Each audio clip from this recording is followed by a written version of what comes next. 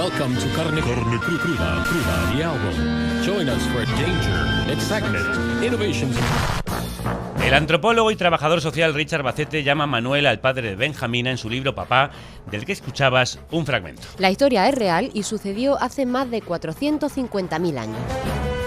Manuel era un Homo heidelbergensis, padre de una niña que nació con una lesión craneal que le produjo un alto grado de dependencia. Sus restos fueron hallados en la cima de los huesos, en Atapuerca, y sola no hubiera podido sobrevivir. Por lo que muy probablemente tuvo muy cerca a un grupo de personas que, lejos de considerarla un lastre, la cuidaron y protegieron. Tuvo una comunidad y un entorno, una tribu. Sin la que no habría sobrevivido, no habríamos sobrevivido. Porque la humanidad nació de la tribu. Mundo, pistas para el futuro. Recuperamos este formato de ciencia, pero no de la mano de nuestra querida Bea de Vera, a la que, por cierto, echamos mucho de menos. Sí, pero no preocuparse que está en un lugar mejor, Canarias. Sí, seguro. A donde ha vuelto para hacer una cosa muy necesaria, periodismo local. Bien y podéis leerla en Atlántico Hoy, donde también sigue contando cositas científicas. Le mandamos un abrazo grande y recibimos con otro igual de grande ¡Viva! a una ¡Viva! gran amiga y antigua colaboradora, ¡Bravo, nuestra Esther! queridísima Esther Sánchez, tipa científica. Por favor, amado público, tribu. Oh, gracias, de Carne Cruda. He tenido que volver antes de que le cambiarais el nombre a la sección. Mira que lo hemos intentado, ¿eh? Buen intento, Bea, ¿eh? Buen intento. ¿A qué mundo posible nos lleva tu regreso, Bea? Mira, pues dudé entre... ¿He dicho Oye, Bea? me has llamado Bea, ya te vale. Esther. Perdón, es que son tantos meses sin verte. Pues mira, yo dudé entre hablaros sobre el superavance, tan feminista como científico, de Katy Perry flotando en el espacio mirando una margarita, más conocido como el anuncio de Amazon más caro hasta la fecha, o llevarnos a un mundo en el que nunca estamos solas. Y como los medios de comunicación ya han cubierto la chorrada de Bezos más que suficientemente, Sí, bastante. me decidí por lo importante. A ver. Ningún cuerpo sobrevive sin el calor, el alimento, la palabra o el cuidado de otros cuerpos. Lo que somos, lo que sentimos, lo que sabemos, ha sido tejido siempre en común. Ay, dame un abrazo. Qué romántica, ha vuelto, ¿eh? Es que estoy tiernísima. Está tiernísima. Sí, es que durante milenios... Cachorrilla. Vuelta a casa. Durante milenios las comunidades humanas vivieron entrelazadas. Compartían techo, trabajo, alimentos, partos, duelos, canciones, enfermedades y juegos. Cuidarse no era un acto individual ni un servicio pagado. Era una red. Helen Fisher, una antropóloga estadounidense especializada en el comportamiento humano, afirmó que el primer dispositivo cultural fue probablemente un recipiente, y no armas o lanzas. El inicio de la tecnología humana no fueron hachas para abrirnos la cabeza, sino el cazo para compartir los garbanzos. Si es que somos más cooperación que competición. Y por eso hoy queremos pensar el cuidado como un acto radical, Como una apuesta política. como forma de resistencia con base científica. Bienvenidas a esta loa, a la tribu que fuimos y que queremos ser. ¿Qué tal se oye el programa? Soy Kelu Robles, técnico de sonido de Carne Cruda, la que se encarga de que puedas escucharlo, de realizarlo en directo y de subirlo para que lo disfrutes. Y un programa con un sonido tan profesional no puede ser independiente sin tu apoyo, así que entra en carnecruda.es, pincha en Acte Productor y haz tu donación. Te dejo seguir escuchando. ¡Chao! Hemos oído algo de la historia de Benjamina. ¿Qué más sabemos de ella? ¿Hay más ejemplos? ¿Qué nos dice la prehistoria sobre cómo vivíamos? Y sobre cómo cuidábamos a otros miembros del grupo, incluso si no podían valerse por sí mismos. Para responder a tantísimas preguntas, la primera parada de esta tribu de la radio es Burgos, concretamente el Centro Nacional de Investigación sobre la Evolución Humana, el CENIE, donde trabaja Marina Martínez de Pinillos. Ella es doctora en evolución humana y responsable de la colección Ratón Pérez. Me encanta el nombre de la colección. Es súper chuli, pregúntale. Marina, crudos días. Buenos días a todos. Primero te pregunto por la colección Ratón Pérez. Por favor, ¿por qué se llama así? Perfecto, empezamos con la colección entonces. Bueno, todos conocemos a Ratón Pérez, Claro. a todos se nos han caído los dientes. Sí, señora. Alguna vez, ¿no? Porque pues somos humanos y se nos caen los dientes cuando somos pequeños y el Ratón Pérez se dedica a investigar los dientes. Entonces nosotros en el 2014 ya, hace 11 años, contactamos con él para ver si podíamos hacer estudios conjuntos y obviamente accedió. Y tenemos la colección de dientes de leche, de dientes deciduos más importante del mundo, más de 5.000 piezas dentales de dientes de niños y niñas españoles y ya por suerte no solo españoles, sino de fuera de España, de Italia, Argentina y Brasil. Wow. Estamos recogiendo esos dientes porque nos dan muchísima información. Claro, ¿qué información? ¿Para qué os sirve todo eso? Pues la importancia real de esta colección no es el número de dientes que os he comentado, más de 5.000 piezas dentales, sino la información asociada a esos dientes. Nosotros, en el momento en que recogemos un diente, esos niños nos donan esos dientes a la ciencia, les pedimos que rellenen una ficha, sobre todo los padres o tutores legales de ese niño, rellenen una ficha informativa con datos muy básicos del donante, como el sexo, la edad de caída del diente. En eso sí que incidimos mucho porque hay mucha variabilidad a la hora de caerse los dientes, y otros datos pues, en torno al embarazo, el tipo de dieta que tuvo la madre durante ese embarazo, si hubo mucho ejercicio o no, el parto, si fue prematuro o no, es decir, una serie de datos que a priori parecen banales, pero que nos van a dar y nos están dando mucha información sobre el niño en cuestión. Bueno, datos como los que conocíamos de Benjamina, con la que abríamos el programa. Y yendo a lo que hoy nos ocupa, cuando hablamos de cuidados, pensamos en algo moderno, en algo cultural, muy humano. Pero ¿puedes contarnos casos de cuidado de hace, no sé, 500.000 años? ¿Ya cuidábamos hace tanto tiempo? Es algo que está involucrado en nosotros, está metido en nosotros el cuidado. Es un comportamiento altruista y la cooperación del grupo social está ya evidenciada en momentos como hace 500.000 de años, con el caso tan bonito, y he de decir que enhorabuena por ese relato que habéis contado al principio para abrir este programa, porque se me han puesto las lágrimas en los ojos, igual que se me pusieron cuando tuve el cráneo de Benjamina en las manos. Es algo muy especial, es algo realmente emotivo, porque como decía María Martínez Torres, la directora del CNIE, las emociones también fosilizan, y es que ahí está claro el momento en el que a esa niña, pues con unos 10-12 años de edad, obviamente la tuvieron que cuidar. Esa niña por sí sola no se valía, estaba en un grupo en el que pues cuidaron de ella, en mayor o menor medida. Si esta niña vivió hasta los 10-12 años, es que tuvieron un cuidado especial con ella, más que con parte del resto del grupo, que quizá no lo necesitaba tanto como ella. Como ya habéis dicho, tuvo presenta ese cráneo una condición congénita rara, que es la craniosinostosis de la sutura lamboidea en concreto, ¿vale? De una de las suturas del cráneo, la que se encuentra en la parte trasera del cráneo, en la parte de atrás del cráneo, que une pues el parietal con el occipital, pero bueno, en definitiva se le unió de una manera prematura las suturas del cráneo, que lo que ocurre con esa patología es que lo que hace es que no permite que el cráneo se desarrolle de una manera normal, que el cerebro crezca de una manera normal, porque esas suturas del cráneo ya están fusionadas, ya están cerradas. Entonces, pues en definitiva eso lo que comporta, lo que conlleva es una deformidad craneal, pero no solo eso, sino que retraso psicomotor, repercusiones neurológicas y cognitivas que hicieron que esa niña pues no lo tuviera tan fácil como el resto para llevar una vida normal. Y si no era útil para la caza ni para recolectar, aún así la protegieron. ¿Por qué? Efectivamente, ahí tenemos ese caso de que la protegieron.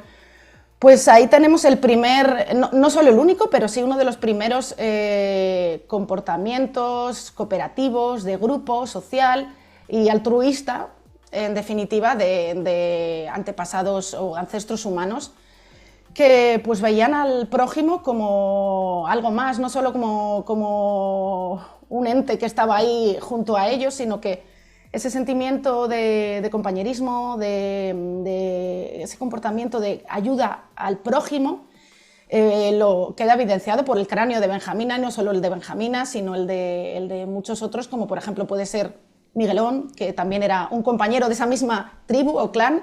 Que también Elvis, sus restos están en la cima de los huesos, ¿no? Lo habéis encontrado todo en Atapuerca. Bueno, es que Atapuerca es un tesoro a nivel mundial de la paleoantropología, de la paleontología. Es impresionante lo que tenemos y lo que todavía queda por excavar. Entonces, cuéntanos, ¿qué tiene de especial el caso de Miguelón? Pues Miguelón, otro compañero, podría ser posiblemente un tío de Benjamina, un familiar, pues vivió hasta los 35 años de edad, una edad bastante avanzada para la época, para hace 500.000 de años aproximadamente. Y bueno, lo que se ha visto en Miguelón es que Miguelón sufrió muchos golpes, traumatismos craneales que que se curaron en vida, es decir, que esos golpes y esos traumatismos que sufrió durante su vida se regeneraron, las lesiones óseas fueron regeneradas y por tanto vivió durante tiempo con esos dolores, pero sobre todo lo más importante del cráneo 5 de Miguelón, como se conoce debido a Miguel Indurain, ¿vale? Ya que se descubrió en 1992, efectivamente vale. Hay que decirlo todo. ¿Por qué Miguelón? Pues porque en el 92 fue cuando se descubrió ese cráneo, el cráneo más completo del registro fósil. Sí. Y ganó de nuevo Miguel Indurain el Tour de Francia y se le dio el nombre de Miguelón en honor al rey de la bicicleta. Entonces, bueno, lo importante de este cráneo es que sufrió muchos golpes y traumatismos curados en vida, pero hubo uno que le provocó la muerte. Es decir, tuvo una caída, probablemente, un golpe, no sabemos cómo, que le rompió uno de sus dientes de la parte superior del maxilar izquierdo, y que, bueno, pues esa rotura del diente lo que provocó es que por la entrada de la cavidad pulpar, pues entraran patógenos, entraran bacterias, entraran un montón de infecciones que le llevaran a deformarle completamente el cráneo. El cráneo no se deforma si no hay una infección muy fuerte, pero lo peor de todo es que, bueno, pues esa deformidad craneal y esas infecciones llegaron finalmente a provocarle la muerte. Pero durante mucho tiempo estuvo Miguelón viviendo con todos esos dolores. Bueno, hoy en día nosotros tenemos un dolor de diente mínimo y enseguida estamos con medicación yendo al dentista que nos cure, porque los dolores de la boca son dolores muy fuertes. Y sin embargo, esta persona no murió por inanición, es decir, a pesar de tener esos dolores tan fuertes, siguió alimentándose, siguió comiendo, siguió ingiriendo alimento. Y ese alimento seguramente tuvieran que haberlo masticado para él y por él. Porque, y entonces no había batidora, hay que recordarlo. Efectivamente. Sin duda hoy pues todos los alimentos procesados son mucho más fáciles de digerir, pero en ese momento, hace medio millón de años, pues ahí tenemos otra evidencia de cuidado del prójimo. Marina, me interesa mucho saber por qué le pusisteis al siguiente personaje del que te voy a hacer preguntas, Elvis. Igual me lo puedes responder tú, es muy sencilla. Elvis, se trata de una pelvis, ¿vale? Y ya con eso está todo dicho. Elvis la pelvis, muy bien. Efectivamente. ¿Y qué os cuenta esa pelvis de Elvis? Pues de nuevo volvemos a la cima de los huesos, ese maravilloso yacimiento de tan solo 6 metros cuadrados, pero que nos ha dado más de 7.000 restos fósiles humanos y sigue dando más. Pues Elvis era también parte de esa tribu, de esos 28 o 29 individuos que vivían hace medio millón de años en la Sierra de Atapuerca, y que en definitiva pues lo que se ha visto con Elvis, que es no solo la pelvis, sino poco a poco el puzzle se ha ido agrandando, y a esa pelvis se le han unido vértebras lumbares. Las vértebras que están pegadas están más abajo en la columna vertebral, y lo que se ha visto, bueno, pues que esa persona era una persona de una edad avanzada, 45 años aproximadamente, y con signos de envejecimiento. Perdona, 45 años no es una edad avanzada. En aquella pero, en fin, época continúa. Estoy de acuerdo contigo, ahora mismo no es edad avanzada, estamos en plena juventud, pero en aquel momento, hace medio millón de años, pues sí que se consideraba viejecito, podríamos decir. Esos signos de envejecimiento quedan patentes en los huesos, artrosis degenerativa y una serie de patologías que, bueno, pues indican que esta persona, que Elvis, tuvo que vivir ayudados por otros y caminar encorvado, caminar posiblemente con ayuda de un bastón, de un palo, pero sin duda refuerza la idea de que esas personas pues tenían esas estructuras sociales complejas, esos homínidos ya proporcionaban atención y apoyo a individuos con necesidades especiales. Este es el tercer caso de esos 28 individuos y desde luego que no el último. Pues está claro, después de lo que nos ha contado Marina Martínez de Pinillos, que el cuidado es parte de nuestra evolución y de nuestra especie. Gracias por recordarnos que venimos de un linaje de personas que se cuidaban entre sí, que la tribu también está en los huesos. Efectivamente, y que sigamos cuidándonos, que queda mucho por hacer. Y darle un abrazo a Benjamina, a Miguelón y a Elvis la pelvis. De vuestra parte, os esperamos en Atapuerca. Oye, hay que hacer un programa allí, por cierto, Esther. Vamos. Tienes venga, que llevarnos. Vámonos. A ver, Venga, ya estás tardando. Hay que gestionar el tema permisos, que a lo ¿Tenéis mejor no es maleta? fácil. No, Bueno, tú bueno, gestiónalo esto. dame. Esto empieza a hablarlo, ¿eh? Todos ponerse. Hecho, todos ponerse. Bueno, ahora ha quedado claro que el cuidado no es una invención moderna. Es parte de lo que nos hizo humanos, la cooperación, la empatía, el vivir en grupo. Sin el otro no hubiéramos llegado hasta aquí y la tribu nos precede, pero entre Benjamina o Elvis y nosotros han pasado muchas cosas, Esther. Sí, y muchas de ellas han sido ejemplos de cuidados en común. Pero para hablar de ello, esta tribu tiene que moverse hasta Estados Unidos, concretamente a Filadelfia. No creo que fuera casualidad que mis primeras lecciones sobre el pensamiento utópico llegaran cuando llegaron, en plena Guerra Fría y en el periodo posterior a los turbulentos años 60. Los momentos de incertidumbre política a menudo dan origen a sueños utópicos, y ese es uno de los motivos por los que estos sueños están experimentando tal renacimiento en la actualidad. Kristen Gotzi es etnógrafa, escritora y una de las voces más críticas del capitalismo afectivo. En su libro Utopías cotidianas, editado por Capitán Swing, y del que acabamos de escuchar un fragmento, nos invita a mirar otras formas de comunidad, desde Pitágoras hasta nuestros días. Me interesa mucho esto porque creo que la comunidad de Pitágoras era todo un logro humano del momento. Estamos hablando del teorema que dice que en todo triángulo rectángulo la longitud de la hipotenusa es igual a la raíz cuadrada de la suma del área de los cuadrados de las respectivas longitudes de los catetos. El mismo. ¿Cómo se nota que eso es un programa de ciencia? Inconfundible. ¿Cómo olvidarle? Pues según me ha contado Kristen, lo curioso es Pensaba que te lo haya contado Pitágoras. Estaría bien. Según me ha contado Kristen, lo curioso es que cuando estudiamos geometría no nos cuentan en qué condiciones se desarrolló este teorema. Y por algo ella lo llama el tatarabuelo de la utopía. Abandonó la Grecia continental con algunos de sus seguidores. Estaba muy descontento con la sociedad griega continental y formó lo que llamaríamos una comuna en lo que hoy es el sur de Italia, que entonces era parte de Grecia, con sus seguidores. Y lo realmente fascinante de lo que hicieron los pitagóricos es que poseían sus propiedades en común, criaban a sus hijos colectivamente y trataban a hombres y mujeres como iguales. Así que la primera mujer matemática de la que tenemos constancia, Tiana, era en realidad una pitagórica y vivieron juntos en una especie de familia extensa durante muchos años. Su forma de vida era tan interesante y tan diferente de lo que era habitual en la Grecia continental de la época que mucha gente escribió sobre ellos, pero en particular un filósofo del siglo III llamado Iamblichus. Nos dice que la forma de vida pitagórica fue importante para Platón cuando escribió La República y empezó a imaginar una forma de vida para sus guardianes y la familia nuclear. Así que los pitagóricos son, en términos de historia escrita, un caso de estudio realmente interesante de un movimiento utópico que todavía tiene resonancias en la actualidad. Simplemente no lo conocemos. Pero claro, ¿cómo pasamos de comunidades que compartían la crianza a, lo que hoy conocemos, familias nucleares encerradas en pisos muy pequeños? Ella apunta a un momento concreto de la historia, la imposición de la monogamia como modelo obligatorio. En primer lugar, la familia nuclear es en gran medida un ideal occidental, pero en particular el cuidado exclusivo de los hijos por parte de ambos padres. Los antiguos griegos fueron los primeros en el mundo en tener lo que llamamos monogamia universal impuesta socialmente, lo que significa que al tratarse de sociedades patriarcales, por muy rico que llegue a ser un hombre, solo puede tener una esposa legal. Y luego los hijos de esa única esposa legal serán sus herederos legales. Así que, como era de esperar, desde la antigua Grecia pasó a Roma y desde Roma a la Iglesia Católica. A ver, amigas, amigos, si es que lo de la poligamia igual es bastante más útil para todos y para todas, y para todas, está claro. que la monogamia, que lleva el patriarcado. Lo dice la ciencia. Claro que sí, la acabamos de escuchar. Y esa idea de una esposa, un heredero, no solo fue un modelo social, también fue una estrategia de poder. A través de la actividad misionera, la Iglesia Católica encontró en la monogamia una herramienta para acumular riqueza y control. Madre mía, cada vez estoy más convencido.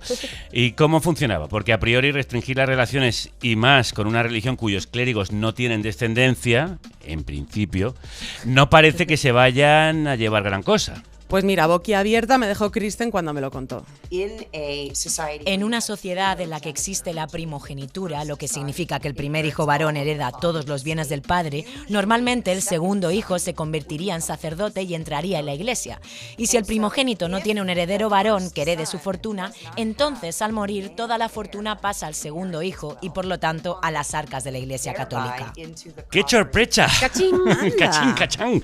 Entonces, Pues ya entiendo por qué defendieron la monogamia. Claro, y eso que en la Biblia hay muchos ejemplos de poligamia, pero la Iglesia supo imponer esa idea de que el hombre debía tener una sola esposa. Y luego también está la idea de que el cristianismo se asoció con la modernidad, el progreso y el capitalismo. Pensamos que la familia nuclear y el cuidado exclusivo por parte de ambos padres son normales, cuando en realidad son un artefacto histórico relativamente reciente en nuestra evolución. Pero hay historiadores que atribuyen a este modelo de familia y herencia el enorme desarrollo de Europa en esos años. Sí, pero la contrapartida de esforzarnos mucho para ganar dinero y lograr el éxito individual es muy alta. Terminamos pagándolo con soledad. Un estudio de Harvard sobre el desarrollo adulto, que lleva más de 70 años siguiendo a un grupo de personas, refleja que al final de la vida el indicador de la felicidad y la prosperidad no es otro que las relaciones sociales. Bueno, incluso nuestro cuerpo sabe que no estamos hechos para vivir aislados. Exacto, la antropóloga biológica Malika Sharma ha estudiado la biología humana en condiciones extremas con astronautas de la NASA. Personas que están expuestas a gran altitud, calor, frío extremos o que conviven con altas cargas patogénicas, como en el Congo belga, y ha descubierto esto. Ocurren dos cosas. En primer lugar, aumentan los niveles de cortisol y testosterona, lo que nos hace quemar más calorías y nos vuelve menos eficientes. Y en segundo lugar, nuestra función vestibular no funciona muy bien. Esa función vestibular es la que nos permite movernos por el mundo sin chocar con las cosas. Nos dice dónde terminamos nosotros y dónde empieza el resto del mundo. Y cuando nuestro cuerpo se encuentra bajo un estrés biológico extremo, hay una cosa que lo devuelve a la homeostasis, es decir, a la estabilidad interna. ¿Adivináis qué es? No, pero nos lo va a decir Kristen. Es estar rodeado de otras personas en las que confías. Eso es lo que nos salvará a medida que el planeta se calienta, a medida que nos enfrentamos a un clima extremo. Quién sabe, a medida que nos empezamos a salir y a colonizar otros planetas, lo más importante que podemos hacer es tener amigos, compañeros, camaradas, una familia elegida a nuestro alrededor. Madre mía, de verdad que me estoy emocionando hoy. Hasta la lágrima, ¿eh? Bueno, pues eso, frente al modelo cerrado de familia nuclear hay otras formas de vivir, de criar, de acompañarnos y muchas de ellas, amigues, amiguis, amigas, amigos, ya existen. Uy, Javier, lo que has dicho. ¿Qué ha dicho? Ha dicho criar. ¡Uy! Uy. Se ¿Cómo se vienen atreve? cositas. Se vienen cositas. No, aquí ponen el guión. Se viene chapa de Esther. ¿Habéis visto? La vamos animando y comentando. Sí. Venga, vamos animando y comentando. ¡Vamos, Esther! ¡Dale! Pues vamos allá, porque la crianza ¿Sí? es todo un temazo Claro que que daría sí. para audiolibro. Así que permitid que me extienda un poquito. Venga. Gotzi me habló de Sarah Hardy, profesora de la Universidad de California Davis y escritora de libros como Mothers and Others, donde desarrolla las implicaciones cognitivas y emocionales del profundo legado de crianza cooperativa de la humanidad. Venga, dale. Aunque venimos de un antepasado común con los grandes simios, los humanos somos muy distintos en cómo pensamos, nos relacionamos y en cómo criamos. Lo hacemos en grupo, con ayuda de otros, algo poco común entre los mamíferos. Vale. En muchas especies que crían de forma cooperativa, esto va acompañado de cambios psicológicos que hacen a los individuos más prosociales, es decir, más dispuestos a ayudar, colaborar y empatizar. Y así nos pasó a los humanos. Este tipo de crianza cooperativa influyó directamente en cómo pensamos. Nos cambió la cabeza. Esto dio lugar a algo muy especial, la intencionalidad compartida. Es decir, la capacidad de hacer cosas juntos con un objetivo común, que es la base de muchas cosas que nos hacen únicos, como el lenguaje o la cultura acumulativa. O la República Independiente de la Radio, chaval. Cositas. Los humanos combinamos así la mente compleja que heredamos de nuestros antepasados simios y una fuerte disposición a colaborar. Qué bonito todo esto que ha contado, ¿eh? Al final es que nos hicieron creer que criar sola o como mucho en pareja era lo normal, pero la evolución cuenta otra historia. La revolución siempre fue criar en tribu. ¿Y por dónde empezamos? Pues a ver, si nos da miedo ser demasiado revolucionarias, que no debería, podemos arrancar poquito a poco, de tres formas. La más extrema es vivir en una casa o una comunidad con personas que no son tus parientes biológicos. Podrían ser compañeros de piso, vecinos, lo que sea. Quizás no todo el mundo pueda hacerlo, así que piensa en vivir con varias generaciones. Vivir con personas que podrían ser tus padres o tus abuelos. Y la tercera forma es que si tienes una familia y niños pequeños, asegúrate de que pasen tiempo tiempo con muchos adultos que no sean sus parientes biológicos.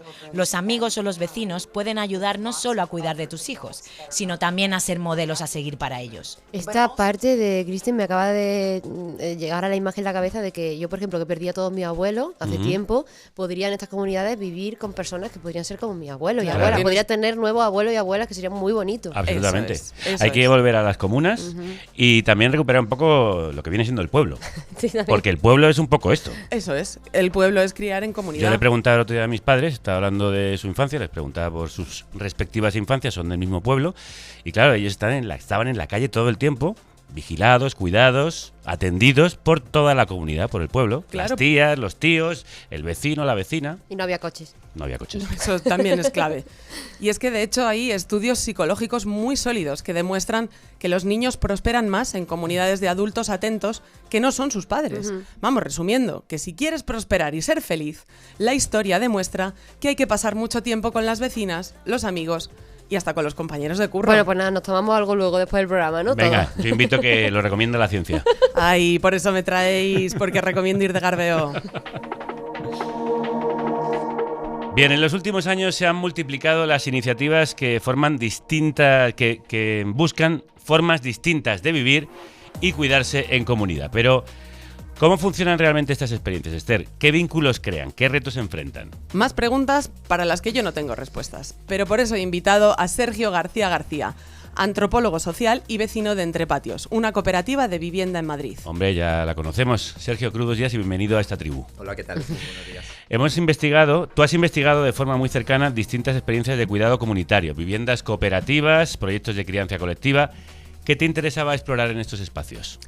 Bueno, esto parte de una investigación que hicimos con otros dos antropólogos, Jesús Sanz y Sofía Eugena, y lo que nos interesaba sobre todo era investigar, explorar un poco el compromiso moral que conllevan estas iniciativas de cuidados comunitarios y luego también explorar los significados asociados a la propia idea de cuidado, cómo entendemos el cuidado en esas iniciativas.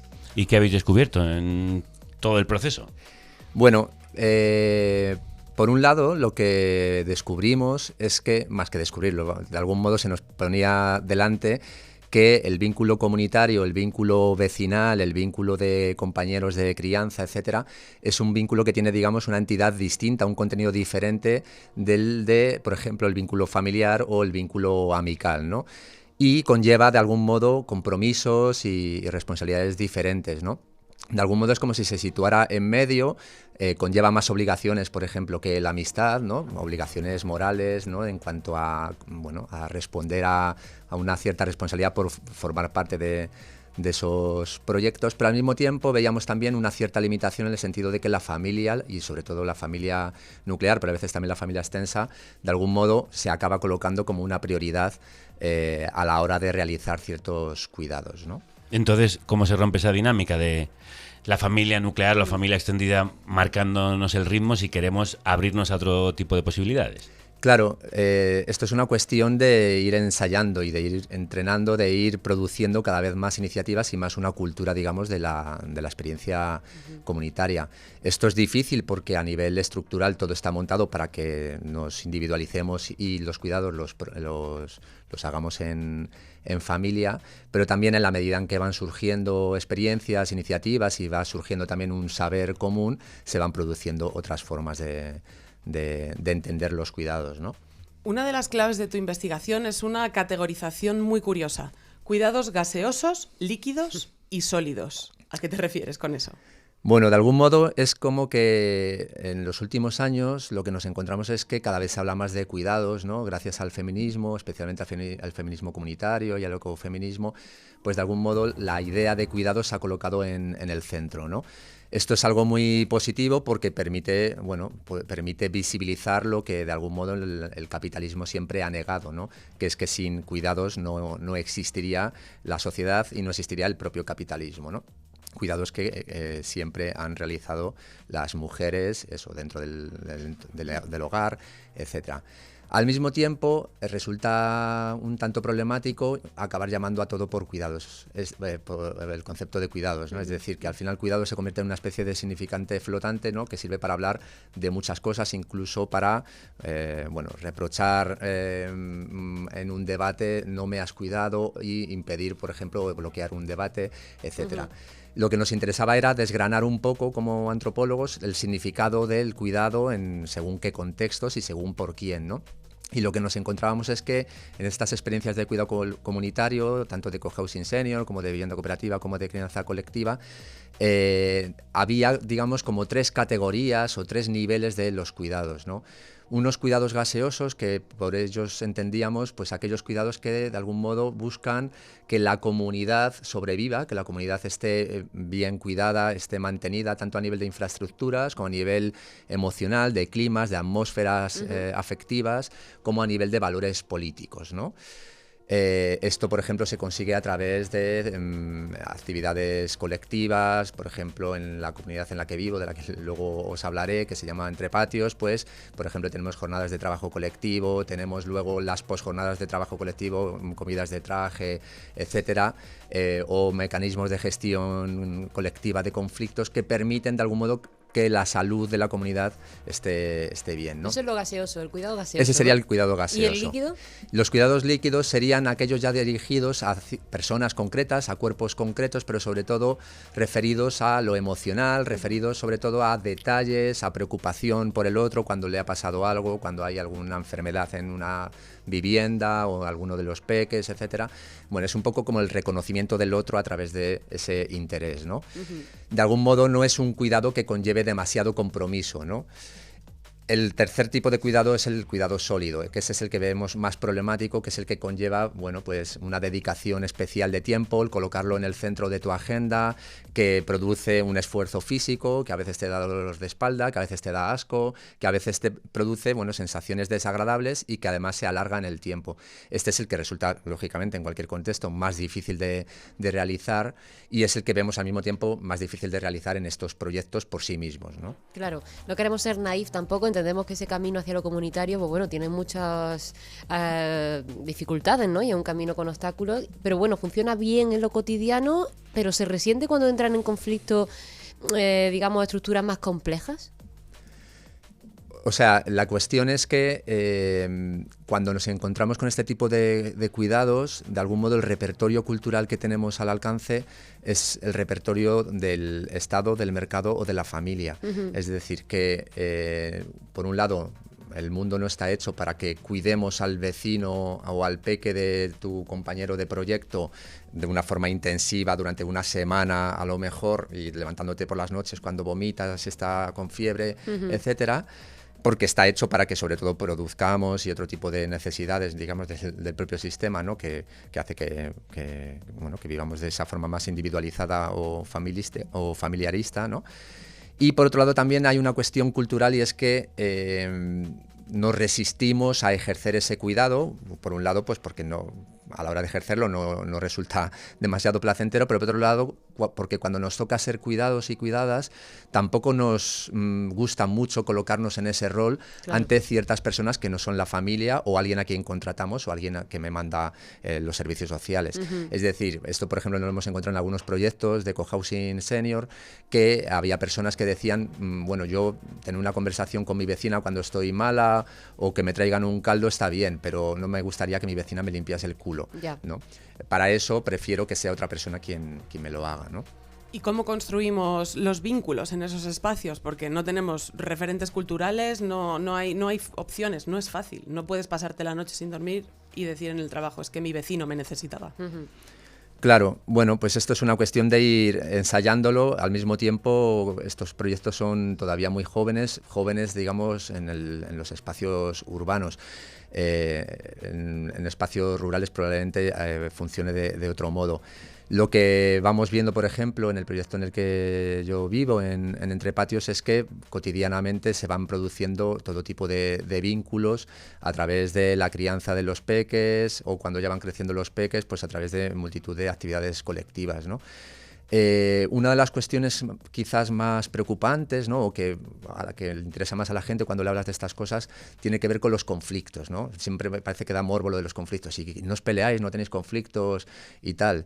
Bueno, yo diría, por ejemplo, que los conflictos en estos proyectos no son ni más ni menos que en otras situaciones, ni que en la familia, ni que en las comunidades de vecinos más o menos atomizadas, ni nada de esto. Lo que sí que vemos es que hay mecanismos de gestión de conflictos mucho más desarrollados, mucho más reflexionados, ¿no? Que permiten afrontarlos de otra forma. Esto es una garantía para ir produciendo cada vez más, bueno, pues un fortalecimiento de esos vínculos alternativos o digamos, vínculos que no que desplacen, pero que se complementen y se coloquen en el centro junto con los familiares, los amicales, etc. A Entre Patios, la cooperativa que apuesta por la sostenibilidad, le dedicamos un Consuma Crudeza con Brenda Chávez llamado Habitar sin especular. Podéis buscarlo para ampliar la información.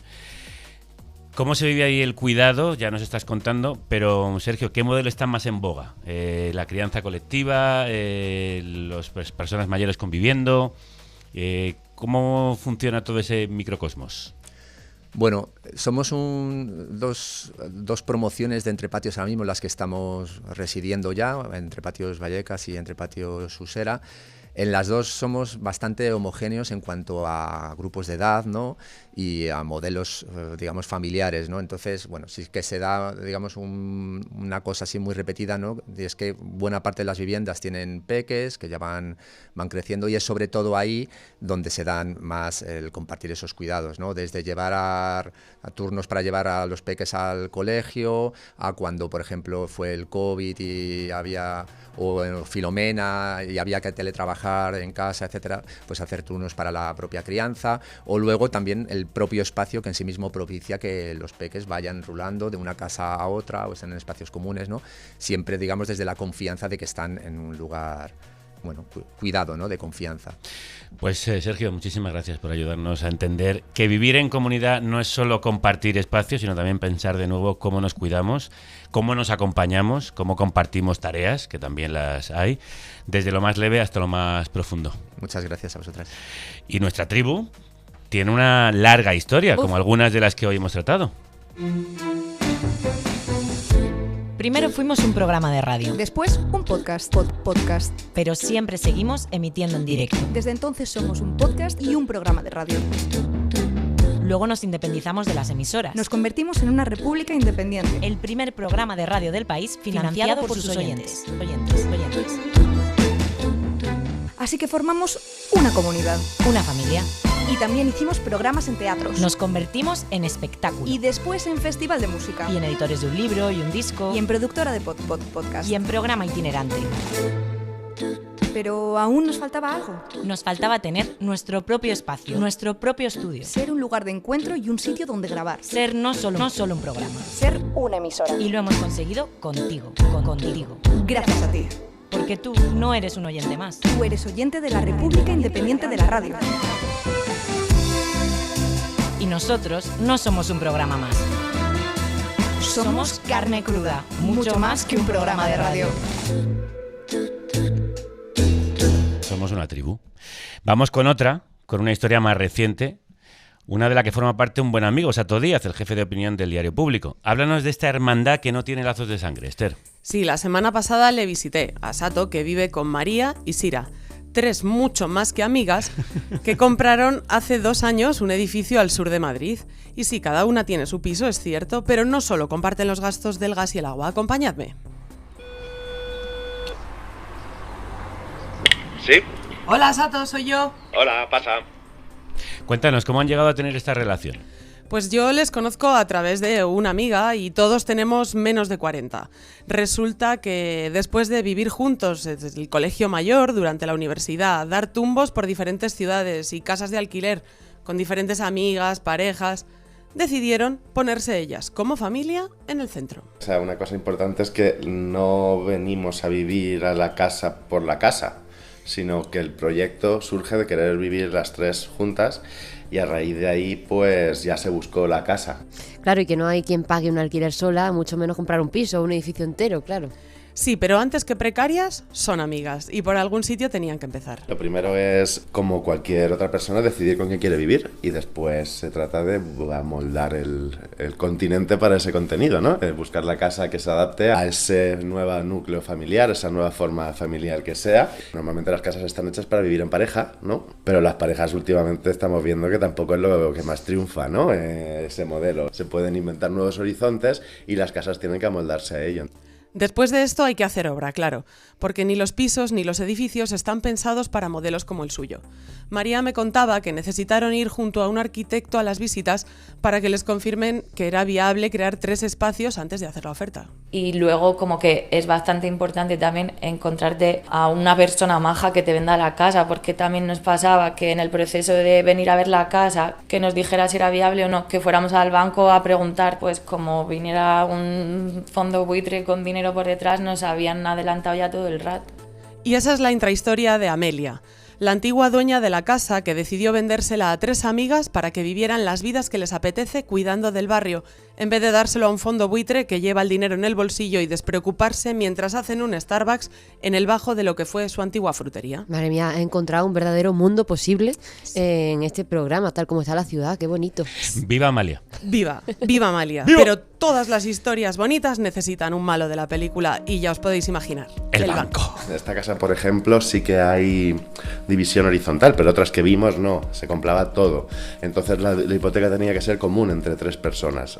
Los bancos ni se podían imaginar que 3 amigos quisieran compartir una hipoteca y nos denegaban la posibilidad de comprar una casa. Mientras que a las parejas no. Nos decían los bancos, si sois amigos cualquier día os podéis pelear y como si las parejas no se separasen o los matrimonios no se nunca. divorciaran. No ha pasado. No lo hemos visto eso casi nunca. Eso no ha pasado. No ha pasado, pero es que salirse de la norma está penado, pero merece la pena. Y es que María, Sira y Sato no encontraban casa que se ajustase a su forma de convivir, pero tampoco encuentran palabras para definirse. No sabemos ni cómo llamarnos a nosotras mismas a veces, porque a la gente le dices amigas y tienen como un concepto de amigas que no es el que tenemos nosotras. Decimos que somos como una pareja, pero si queremos hacer como todo lo contrario de lo que es una pareja, pues tampoco nos llamaríamos así. Pero bueno, como tenemos una relación afectiva muy preciosa, pues sí, están como las partes de los espacios individuales, pero también si algún día una está de bajón, ha tenido como un mal día o lo que sea, también se comparten como los espacios individuales, o abrimos el sofá y dormimos las 3 o las 4 en el sofá. Bueno, tenemos una relación afectiva muy preciosa. Ojalá alguien diga eso de nosotras, ¿no? ¿Nos parece bellísimo? Bellísimo. Vale, que yo estoy tierna, pero joder. Sí, joder. Voy a pagarle a alguien para que lo diga de mí. Así no cuenta, pero me da igual, lo quiero escuchar. Tienes una relación afectiva preciosa. Preciosísima. Sí. Preciosísima. Oye, ¿y cómo se lo toman las familias? Porque muchas veces la primera barrera para lanzarte a hacer algo así es contárselo a tu círculo más cercano sin que te miren raro. Raro te van a mirar, pero mira, así lo resolvieron ellas en octubre de la mejor manera posible, con una comilona de las 3 familias. Bien. Y fue un día muy bonito, la verdad. Yo creo que viendo el sitio, lo bonita que es la casa, la relación que tenemos entre nosotras, conociéndose también entre las familias, les tranquiliza y ahora yo creo que están muy contentas todas las partes, sí. sí, o sea, también hay una cosa de que nosotros conocemos a las familias desde hace 18 años. Había muchísima confianza de con quiénes éramos, con quién íbamos a hacer esto, pero sí que sobre el papel teórico al principio podía haber un poco de resistencia de qué es esta cosa tan rara que estáis haciendo, porque no puedes hacerlo como el resto del mundo y ser como más normal. Ser normal. ¿Qué será lo de ser normal, eso? por cierto? Pues cuando las familias consiguieron ver que no corrían riesgos económicos, que la hipoteca se la daban, y lo más importante, que es tan genial, todos los miedos desaparecieron. Porque nada da más tranquilidad a unos padres que sus hijos casi cuarentones se hipotequen. Sí, y es que al fin y al cabo eso es ser normal, ¿no? Sí. No Como sé. diría Rajoy. Sí. Porque la realidad es que aún haciendo cosas bien diferentes siguen siendo del montón, con conflictos y cosillas del día a día. pero con ganas y buena disposición, de todo se sale. Ha habido a lo mejor momentos y cosas que hay que hablar, porque tampoco veníamos aprendidas a esto, ¿no? Entonces, bueno, durante el tiempo pues surgen conflictos. Es verdad que es un modelo bastante nuevo, que tampoco hay muchos referentes en los que fijarse, experiencias parecidas o similares, ¿no? Entonces, bueno, van surgiendo cosas también sobre la marcha y se decide, y a veces pues si nos equivocamos pues volvemos para atrás y la hacemos de otra manera. Sus problemas, salvo lo del banco y esas pequeñas reticencias familiares que nos contaban, han sido los mismos que si hubieran sido una pareja o una persona sola, con la ventaja de que las cosas se superan más fácilmente acompañada. Y después de 2 años viviendo juntas, ¿cómo se sienten? A ver, viviendo juntas llevan mucho más, pero sí, 2 años en su casa y están más unidas que nunca. Ya venía la cosa unida, pero es verdad que, bueno, el vivir aquí, todo el proceso de creación de la casa y el saber que esto es por mucho tiempo, esperemos, pues sí, ha unido mucho. Qué bonito, que vaya historia de amor, de amigas, con ganas de compartir la que nos has traído a hacer. Una historia afectiva preciosa. Sí, y si os apetece curiosear un poco más y saber cómo es un hogar para 3 sin cerrojos y con ojos de buey en el salón, hay un reportaje sobre la casa y la reforma que hizo el estudio de arquitectura BUR en Icon del País bastante reciente. Se llama Un edificio sin cerraduras para 3 amigas que lo comparten todo. La insólita reforma de un bloque de viviendas de Carabanchel. Eso es realidad, pero también hay ficción. ¿Cómo imaginamos todas estas colectividades alternativas? ¿Y si el pasado más remoto y el futuro más cercano coincidieran en una misma visión del mundo? ¿Y si la ciencia y la ficción no fueran 2 extremos, sino un círculo que se cierra sobre la misma pregunta? ¿Cómo vivir juntas? Pues a estas preguntas sí te voy a responder yo. En este punto del programa tendría que recomendaros cosas súper sesudas, referentes filosóficos y películas futuristas. Pero os voy a proponer que quedéis una tarde con un puñado de colegas y os veáis Los Goonies, Cuenta conmigo y El Club de los 5. ¡Ostras! Y luego os echáis unas buenas risas charlando sobre cómo molaría vivir todas juntas. Claro que sí, teorizar un poco sobre cómo os organizaríais, quién haría la compra, cómo serían los turnos de limpieza, qué casa sería la de la fiesta, cuál la de ver las pelis. O quién iría por los críos de todos los martes y organizaría las noches de pizza y peli los viernes. Lo mismo os sorprendéis y montáis algo. O no, pero mira, por lo menos no habréis estado pensando en que el mundo se va a la mierda otra noche. Si lo que vosotros queréis es Anarres, si ese es el futuro que buscáis, entonces os digo que vayáis a él con las manos vacías. Tenéis que ir a él solos, solos y desnudos, como viene el niño al mundo, al futuro, sin ningún pasado, sin ninguna propiedad, dependiendo totalmente de los otros para vivir. No podéis tomar lo que no habéis dado, y vosotros mismos tenéis que daros. No podéis comprar la revolución, no podéis hacer la revolución, solo podéis ser la revolución. Ella está en vuestro espíritu o no está en ninguna parte. A ver, es que hoy nos estás poniendo el pecho henchido de amor, es que es mi vuelta, jope. Es tu vuelta por todo lo alto. Tienes que ser la revolución. Claro que sí. Y a ver, algo más profundo tenía que traer. Claro que sí. Tenía que recomendar algo y no podía ser otra que Úrsula K. Le Guin y Los Desposeídos. En el libro plantea 2 planetas hermanos, Urras y Anarres. Hoy, día del libro, había que recomendarlo. Muy buena recomendación. Así que nada, a comprar y a leer Los Desposeídos. Que en este libro, para los habitantes de Urras, Anarres es su luna. Para los habitantes de Anarres, Urras es el planeta que dejaron atrás. En Urras reside una sociedad capitalista y patriarcal. En Anarres, la 7ª generación de una utopía. Yo quiero vivir en Anarres. Yo también, me lo pido. Me pido Anarres. Me lo pido. Anarres, de hecho, es un planeta donde las personas viven sin propiedad privada, sin Estado y con una economía basada en el apoyo mutuo y el trabajo voluntario. Es un experimento de comunidad radical que se enfrenta constantemente al reto de sostener la solidaridad. Es un gran punto de partida para discutir si es posible vivir en comunidad sin jerarquías duras. Ay, ¿me dejáis hacer una cuña ya que estamos en el Día del Libro? Venga, porque saca una novela que se llama La caída del imperio, que también habla de una comunidad de amigos que se cuidan mucho. Desestructurada, difícil. Es difícil, sí, la verdad, un poco disfuncional, pero lo están intentando. Están intentando llegar otra vez a la tribu de la que hemos hablado hoy. Y donde no existen jerarquías es en nuestra comuna de productores y productoras que formáis, ya os lo he dicho, una verdadera tribu. Hola, has contactado con el contestador de Carne Cruda, el teléfono en el que conectamos contigo. Cuéntanos tu historia después de la señal y entra a formar parte de nuestro álbum familiar de voces. Crudos días, me llamo Valen y soy oyente de Carne Cruda desde los tiempos de Radio 3, productora también, todas las veces que se pueda, se pone algo.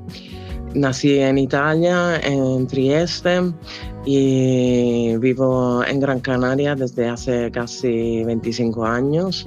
Soy costurera, modista, molesta.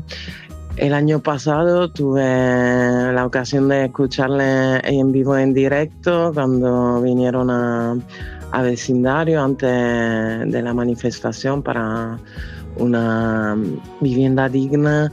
Quería darle las gracias por todo lo que he aprendido en estos años escuchando Carne Cruda, tanto en cultura como en política. Y nada, pues muchas gracias y un abrazo, un saludo, Valen. Este mensaje ha sido recibido gracias a Somos Conexión, la telefonía ética y sin ánimo de lucro que cuida de las personas y del planeta. Entra en nuestra web y descubre nuestras tarifas de fibra y móvil. Somos Conexión, telefonía consciente. Grazie mille a te, Valen, qué maravilla, costurera. Si es que tenemos una tribu que es un gusto, que nos acompaña, que nos da afecto. Si es que nosotros nos dimos cuenta de que había que volver a la tribu hace mucho tiempo. ¡Mucho tiempo! Nosotros somos adelantados. Vamos. Cuando todo esto era campo. Pioneras. Efectivamente. Y hoy hemos recorrido un camino de huesos antiguos, experimentos sociales, edificios compartidos, mundos ideales e ideas futuras para ver que volver a vivir en tribu no significa renunciar a lo que somos. Al contrario. Tampoco es ingenuidad ni romanticismo. Es memoria evolutiva, es ciencia con razón y corazón. La neurobiología lo sabe, necesitamos tocar y ser tocadas para no morir de tristeza. La antropología lo ha visto. Hace cientos de miles de años nuestros ancestros ya cuidaban de quienes no podían valerse por sí mismos. La historia lo demuestra. No hubo revolución que no naciera de una mesa compartida, de una red de afectos o de una olla popular. Y porque en cada intento de comunidad hay una grieta en el sistema y una pequeña desobediencia, y una semilla que no entiende de jerarquías, ni de propiedad privada, ni de roles impuestos. Busquemos una tribu que no se organice en torno al poder, sino al cuidado. Kropotkin explicó hace más de 100 años en El apoyo mutuo que los más aptos no tienen por qué ser los más fuertes, ni los más individualistas, sino los que mejor se adaptan al entorno. Y las especies que más posibilidades tienen de sobrevivir son aquellas que saben encontrar la solidaridad. Y encima, ¿qué nombre? Kropotkin. ¡Viva Kropotkin! Que cooperar no es solo una opción, es una estrategia de supervivencia y en gran parte lo que nos ha traído hasta aquí. Exacto, según la teoría endosimbiótica de Lynn Margulis, la célula eucariota, la que forma nuestros cuerpos, se originó por la fusión simbiótica de una arquea, un microorganismo procariota, y una bacteria. Dos bichitos, capaces de vivir independientes que simplemente probaron a ver qué pasaba si se juntaban y aquí estamos. Probemos a ver, ¿no? Volver a vivir en tribu es imaginar un futuro donde la autonomía no signifique aislamiento, donde la libertad no sea la libertad de competir, sino de cooperar.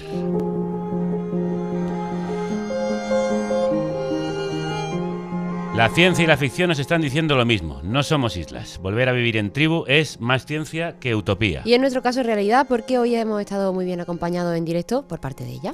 Ya sabéis que para venir a vernos al estudio de la República Independiente de la Radio tenéis que escribir a productores@carnecruda.es. Y yo te voy a pedir que te acerques a esa tribu que ha venido hoy a vernos, Violeta, ¿no?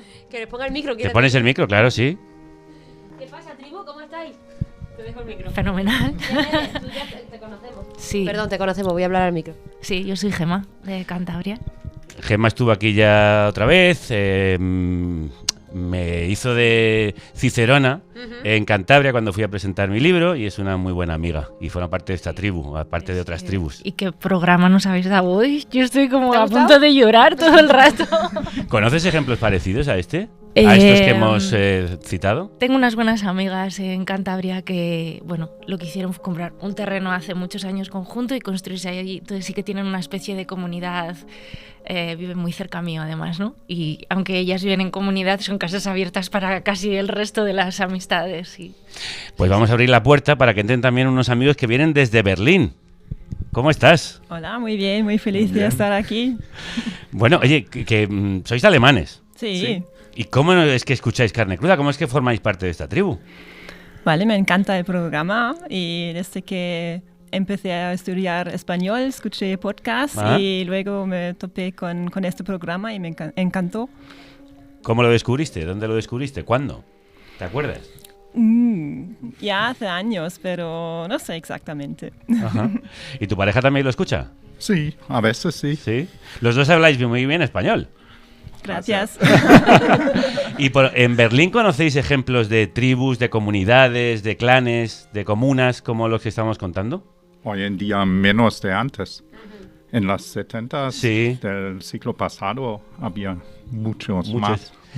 Sí, pero Berlín ha sido un ejemplo de ciudad en la que pasaban estas cosas, este tipo de relaciones y de comunidades. Sí, también tenemos amigos que vivieron así su familia con diferentes familias o de diferentes generaciones cuidando juntos a sus hijos. Pues qué bien teneros hoy aquí con nosotras. Gracias por venir a vernos, porque ese calor, ese afecto, necesitamos, como decía Esther, tocarnos y vernos. Un abrazo muy fuerte para Cantabria y para Berlín, para toda la comunidad de oyentes que tenemos en ambos sitios. Muchas gracias. Bueno, creo que tenemos algún comentario en las redes.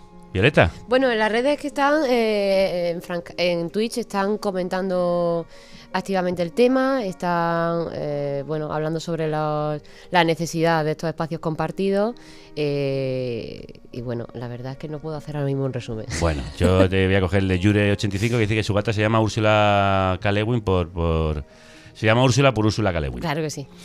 Bueno, ya sabéis que aquí somos tribu y que si queréis que esta tribu crezca, haceos productores, recomendad los programas y dejad comentarios en Spotify, YouTube, Twitch o iVoox. Y gracias, Esther Sánchez, impacientífica, por este retorno por todo lo alto, otro mundo posible. Gracias a vosotras, qué felicidad. Es posible. Lo es, lo es. Y bueno, gracias a vosotros y a vosotras que cuidáis al mejor clan de la radio formado por... Kelu Robles, Celtia Tabeayo, Paz Galiana, Álvaro Vega, Marta González, Irene Valiente, Ángela Sepúlveda, Andrea Olea, yo misma que soy Violeta Muñoz y tú mismo que eres... Javier Gallego, crudo. Y nuestro nuevo guionista Dani Sousa, a quien os presentamos en condiciones pues muy prontito, ¿vale? Dani, ya te dejamos pasar aquí dentro, ¿eh? Ahí está, ahí en control. Una comuna que mañana viaja a Valencia para intentar reconstruir a unos cuantos señoros en un programa que agotó sus entradas en apenas unas horas desde que se anunciaron. Sí, a ver, está todo cubierto, pero me comentan por el pinganillo que si alguien tiene muchas ganas, al final alguien puede fallar, os podéis acercar allí y nuestra compañera Paz Galiana os ayudará a entrar, ¿vale? Mañana Valencia, en la placeta a las 7 de la tarde. Sí, lo subiremos después de grabarlo. Hasta entonces, salud y república. Y que la radio y la tribu os acompañe.